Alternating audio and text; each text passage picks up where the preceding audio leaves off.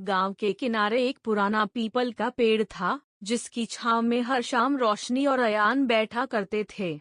रोशनी गांव की सबसे चुलबुली लड़की थी, जिसे किताबें पढ़ने का शौक था। वहीं अयान एक शांत स्वभाव का लड़का, जो अपनी मिट्टी से बेहद लगाव रखता था। रोशनी अक्सर अपने सपनों की बातें करती और अयान उसे चुपचाप सुनता। उसका सपना था शहर जाकर एक बड़ी लेखिका बनने का।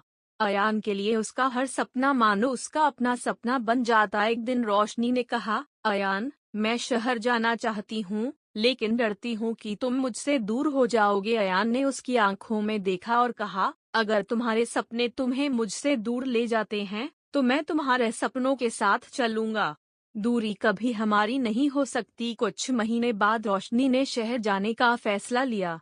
अयान ने उसकी हर जरूरत का ध्यान रखा, यहाँ तक कि उसके लिए किताबें खरीदने के लिए अपनी खेत की फसल बेच दी। शहर जाकर रोशनी ने अपनी मेहनत और अयान के विश्वास के सहारे एक बड़ी लेखिका बनने का सफर तय किया।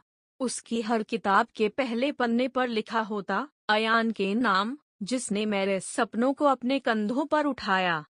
गांव लौटने के बाद जब रोशनी पीपल के पेड़ के पास पहुंची, तो देखा कि अयान वहीं बैठा मुस्कुरा रहा है।